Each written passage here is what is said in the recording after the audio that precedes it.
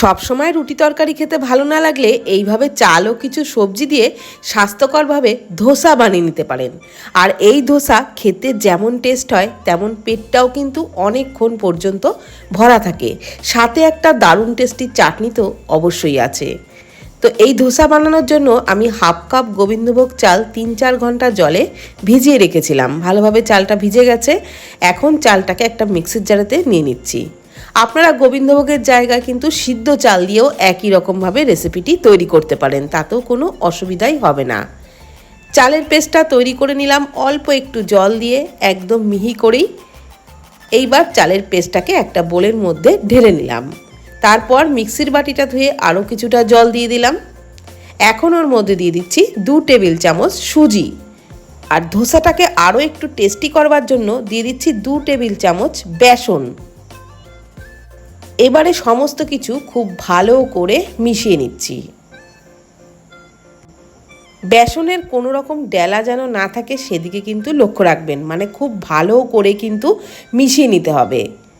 আর এই ধোসার ব্যাটারটা একদমই কিন্তু পাতলা করতে হবে। তো ব্যাটারটা এখন কিন্তু অনেকটাই ঘন লাগছে, সেই কারণে আমি আরও চায়ের কাপের 1 কাপ জল দিয়ে দিলাম। এবারে সমস্ত কিছু আবারও ভালোভাবে মিশিয়ে নিচ্ছি।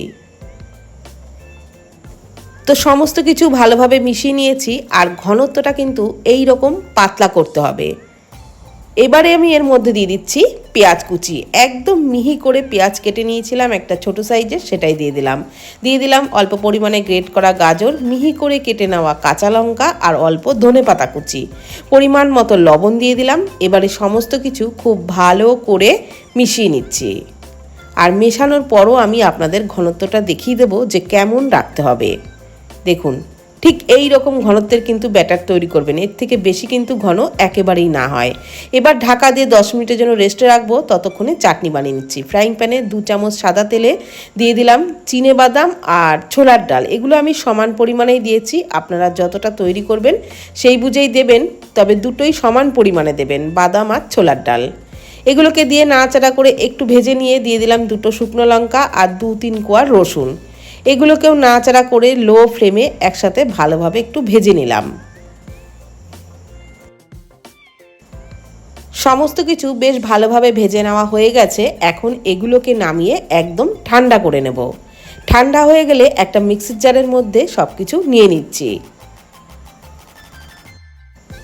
তারপর ওর মধ্যে দিয়ে দিচ্ছি অল্প পরিমাণে একটু লবণ, আর দিয়ে দিচ্ছি সামান্য একটু তেঁতুল, দিয়ে দিচ্ছি অল্প জল। আপনাদের কাছে তেঁতুল না থাকলে চাটনিটা তৈরি করবার পর একটু লেবুর রসও মিশিয়ে নিতে পারেন। সমস্ত কিছু ব্লেন্ড করে একটা পাত্রের মধ্যে ঢেলে নিচ্ছি। এইবার চাটনিতে একটা তরকা, তার জন্য 2 চামচ গরম সাদা তেলে দিয়ে দিলাম হাফ চামচ কালো সর্ষে আর কয়েকটা কারি পাতা, একটা শুকনো লঙ্কা ছিঁড়ে দিলাম। এগুলোকে একটু ভাজা ভাজা করে নিয়ে চাটনির মধ্যে ঢেলে দিলেই দারুণ টেস্টি চাটনি কিন্তু ইডলি ধোসা সব কিছুর সাথে খাওয়ার জন্য একেবারেই তৈরি হয়ে যাবে। এই চাটনিটা আপনারা ফ্রিজে রেখে 1 সপ্তাহ কিন্তু খেতে পারেন, কোনো অসুবিধাই হবে না।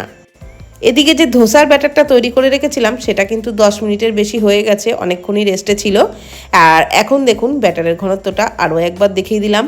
এইবার ধোসা বানিয়ে নেব। তার জন্য ফ্রাইং প্যানের মধ্যে সামান্য একটু সাদা তেল দিয়ে দিলাম। টিস্যু দিয়ে কিন্তু পুরো তেলটাকেই মুছে নিলাম, আর তাওয়াটা ভালোভাবে গরম করেও নিয়েছিলাম। এইবার আমি হাফ বাটি মতো ব্যাটার চাড়িয়ে দিলাম। লো ফ্লেমেই ব্যাটারটাকে চাড়িয়ে দিলাম। একদম উপরটা শুকিয়ে আসলে দিয়ে দিলাম একটু বাটার লাগিয়ে। বাটার দিলে টেস্টটা কিন্তু দারুণ লাগবে, তবে যদি না থাকে তাহলে সাদা তেলও দিতে পারেন। তারপর একদম উপরটা যখন দেখবেন উঠেই আসছে, তখনই কিন্তু বুঝতে পারবেন যে নিচটা ভেজে নেওয়া হয়ে গেছে। তখনই ফোল্ড করে নিয়ে ধোসা নামিয়ে নিতে হবে। একইভাবে আরও একটা ভেজে নিচ্ছি। আর এর থেকে যদি ধোসা আরও বেশি মুচমুচে করতে চান তাহলে ওপরটা যখন একদম হালকা লালচে কালার হয়ে আসবে আর সাইড থেকে পুরো ছেড়ে দেবে, তখনই কিন্তু ধোসার ভাজটা করতে হবে।